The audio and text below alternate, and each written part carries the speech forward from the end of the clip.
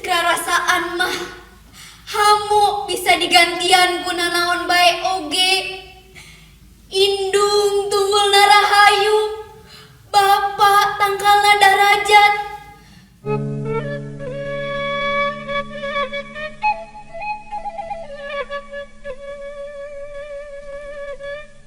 Layung aya ku endah anjeun mapaes langit, kuring hayang jadi anjeun lantaran anjeun mah tara sulaya kana janji. Ceuk emak baheula unggal wanci sareupna pasti anjeun bakal datang ngabagiakeun peuting, mapageun bulan jeung bentang.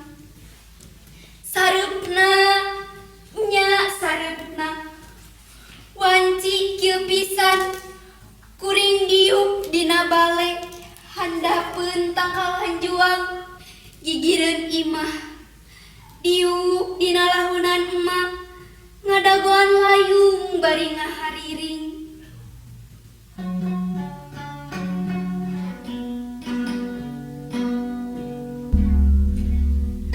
Layung koneng datang deui mawa sono nu kamari, mapakeun bulan jeung bentang dina simpai kamelang. Layung koneng aya ku endah mapaes lawang peuting.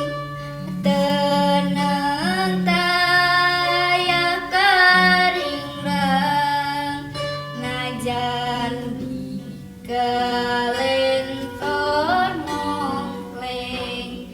Layung koneng saliwatan niang deui nyantelkeun janji pasini moal jalir poe isuk pasti mulang deui.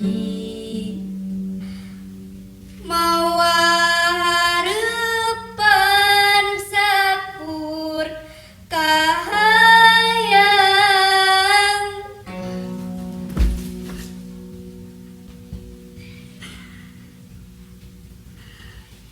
Endahna layung jeung halimpuna sora si emak, matak tingtrim kana hate, kalan-kalan sok nepi ka sare dina lahunan. Upama layung geus miang kuring ceurik hayang layung sina balik deui. Emak nu ngabeberah cenah. Nyai geulis bager tong salempang isukan oge layung mah pasti bakal datang deui. Sing percaya ka emak layung mah tara jalir kana janjina. Nya layung mah tara jalir kana janjina. Lajeng nyana poe isukna manehna pasti bakal datang deui. Bari mawa rasa kasono kuring poe kamari.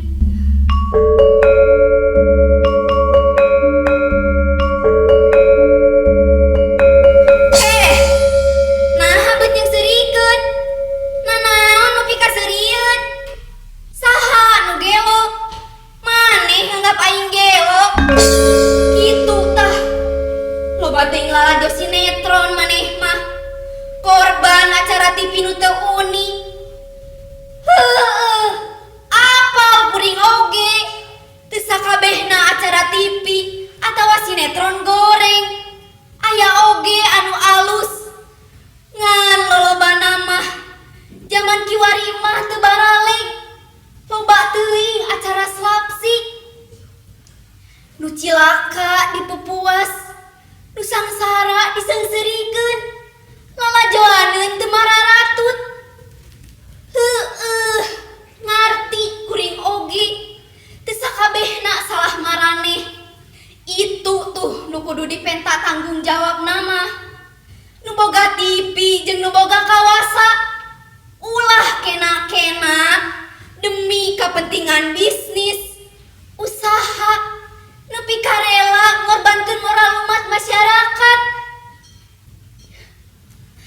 Menggeus bari nagerek naon ngabahas nu kitu, najan nepi ka huntu murulung oge, moal aya hasilna. Dan nu kawasa mah maranehanana, urang mah bisa naon atuh.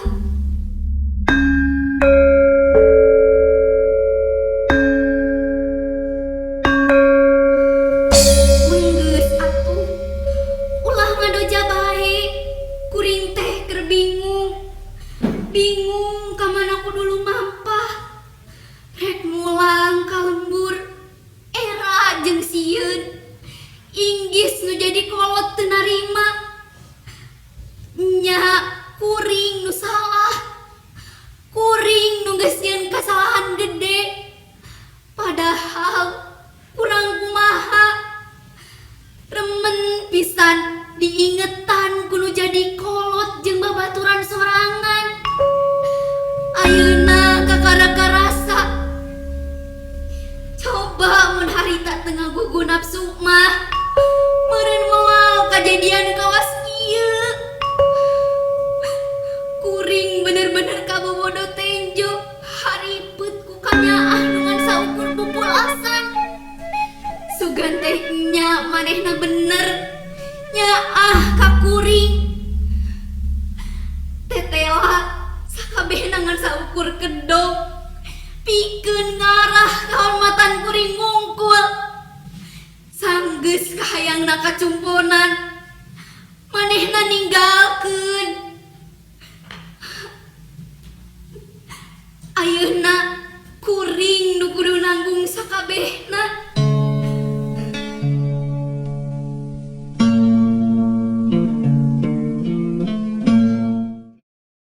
Cinta nya ieu balukar, tina salah ngartikeun kecap cinta. Saestuna ari cinta lain ngan saukur pasoalan pangorbanan. Anu satuluyna daek masrahkeun masa depan jeung cita-cita. Padahal cinta nu sanyana kudu bisa silih ajenan, silih jaga, tanpa aya rasa minta pamulang tarima. Siga kanyaah indung jeung bapa.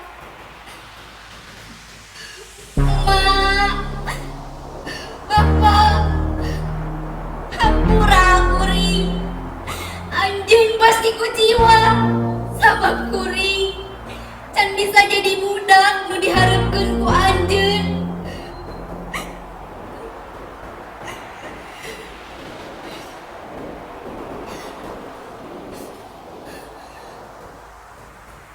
Manehna datang bari moal rasa cinta nu karasa endah, karasa pisan kanyaahna. Malah karasa ku kuring mah asa ngelehkeun kanyaah indung jeung bapa. Sabulan kaliwatan, taya nu aneh dina hubungan kuring jeung manehna. Sagala kaendahan cinta, kaalaman taya nu kaliwat. Harita mah sagalana karasa bener we, remen ngabohongan kolot, ngaguna sakola padahal ulin bobogohan jeung manehna. Menta duit keur jalan-jalan jeung manehna, ngaguna keur iuran sakola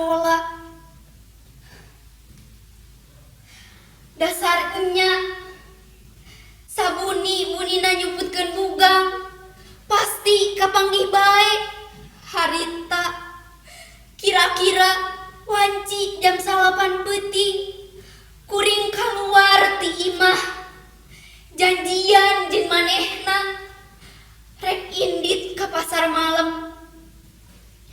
Kuring luncat tina jendela kamar lantaran rusuh. Kuring poho nutupkeun di jendela. Kuring indit diboncengkeun kana motor ku manehna. Kuring teu boga rasa curiga saeutik-eutik acan. Basa harita manehna mengkolkeun arah ka imah kos manehna. Naha, put mengkol ka dieu geuning. Manehna ngajawab, cenah aya nu tinggaleun di imah kosna. Kuring nurut we, da teu boga rasa curigana naon.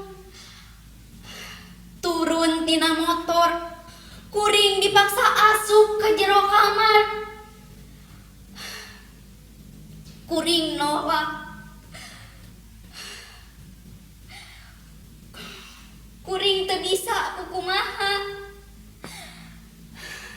Lantaran gedena rasa cinta ka manehna.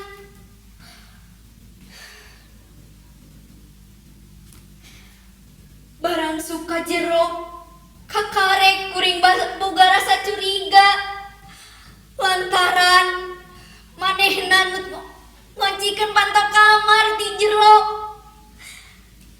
Nah, beuti koncikeun pantona.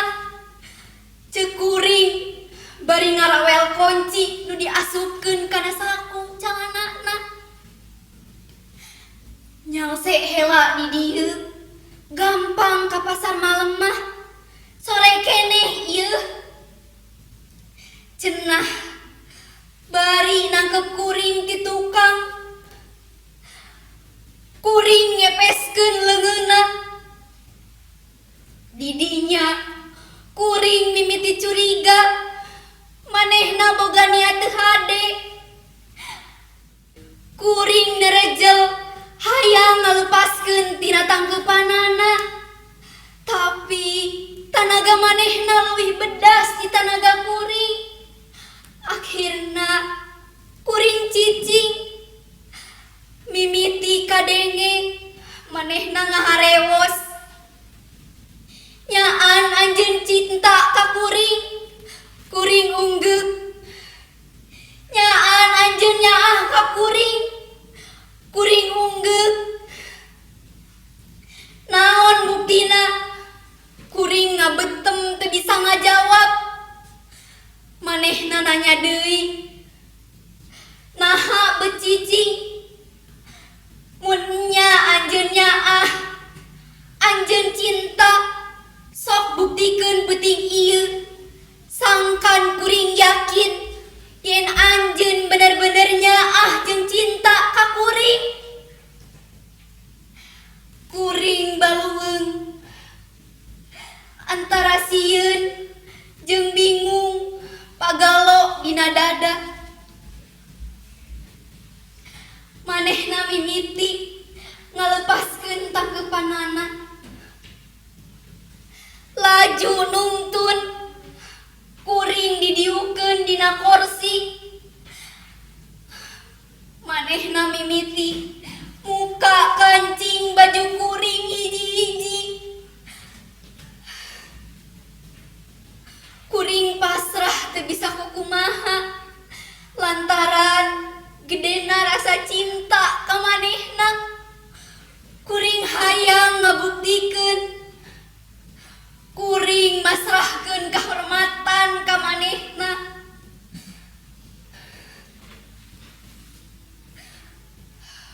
Peuting harita jadi saksi. Kuring masrahkeun harta nu pangberhargana ka manehna. Lantaran hayang ngabuktikeun yen cinta kuring lain heureuyan.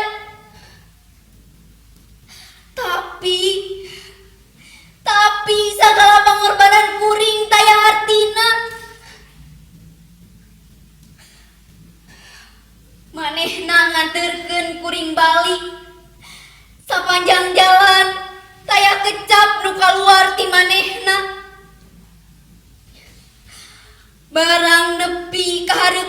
penting mah manehna ngupahan.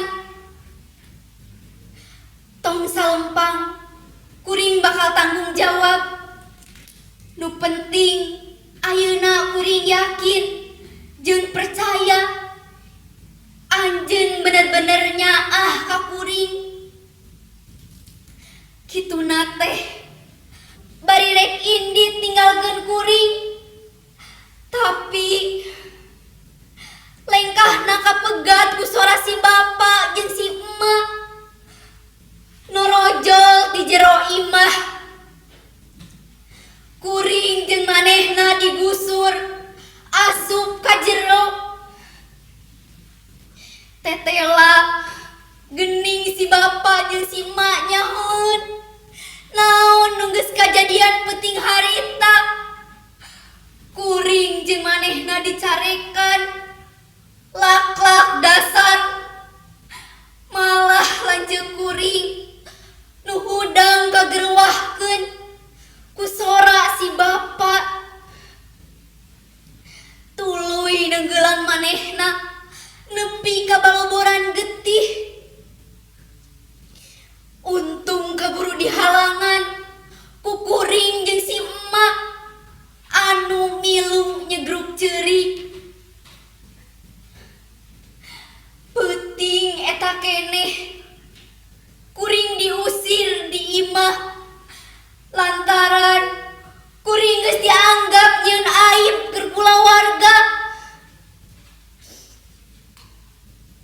Kuring indit nuturkeun manehna bari mawa rasa kaduhung jeung salah lantaran geus nganyerikeun hate kolot jeung kulawarga. Tapi gedena hareupan jeung rasa cinta ka manehna kuring hayang ngabuktikeun. Kuring masrahkeun kahormatan ka manehna.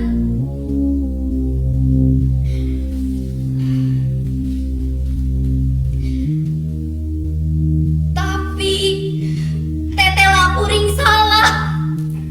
Meh saminggu kuring cicing di imah bos manehna, tapi kuring asa dianggap tunggul, teu ditalek, teu ditakon.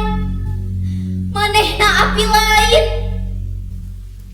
Dina hiji peuting kuring ngawani-wanikeun nalek ka manehna, tapi naon jawabanana?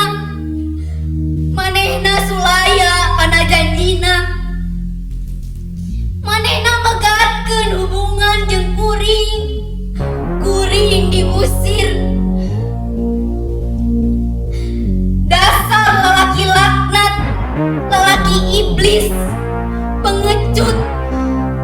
Sanggeus aing ngorbankeun sagalana, ngorbankeun masa depan, ngorbankeun kulawarga. Aing dicacampah, dihinakeun taya ras-rasan. Dasar kadal, pamulu nafsu. Cintana ukur pupulasan, ukur kedok. Heh lalaki, sakuduna maneh mikanyaah ka awewe lantaran indung maneh oge awewe. Naha maneh tega? Naon nu karandapan ku aing isuk atawa pagetok? Karandapan ku lanceuk awewe maneh, ku adi awewe maneh. Awewe mah makhluk lemah nu kudu diaping dijaring ku lalaki, dipikanyaah ku lalaki lantaran awewe teh bagian tina diri lalaki, diciptakeun tina tulang iga lalaki nu belah kenca, nu deukeut jeung hate. Yang hareupan awewe mah kudu make hate, ulah make nafsu. Lalaki kudu bisa ngajaga kahormatan awewe lantaran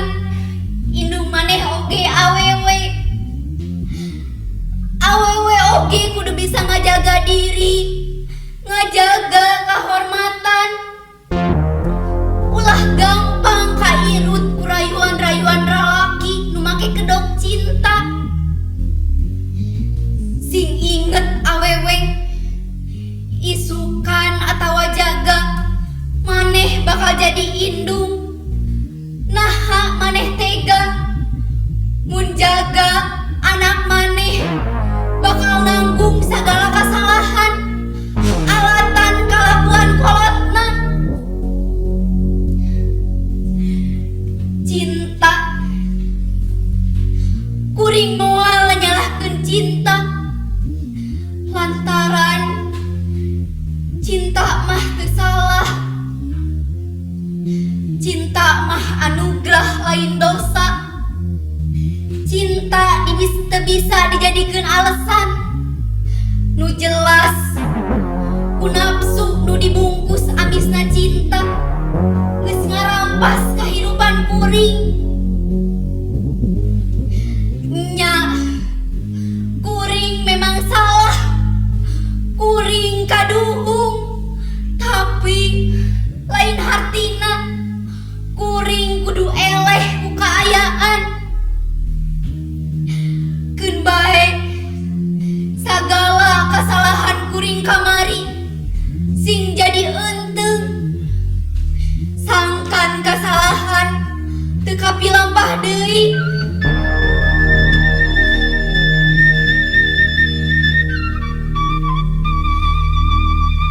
Kuring teu bisa katutuluyan jeung curikan ieu kaayaan lantaran sakabeh nu geus kajadian hamu bisa dibalikan deui. Kuring kudu kuat, kuring moal eleh, kuring moal nikeun ieu diri dikawasa ku rasa kaduhung. Taya gunana kuring terus-terusan kawas kieu. Kaduhung moal disangalikeun deui kaayaan. Satekah polah kuring memener kaayaan leuwih hade sangkan kuring ngahadean sagala kalakuan nu geus dipilampah. Ayeuna peuting ieu kuring kudu nyieun putusan. Nya kuring kudu nyieun kaputusan. Duh Gusti, mugi ieu putusan sing diridoan ku anjeun. Gusti, kuring rek mulang ka lembur, mulang ka kulawarga, ka sakola.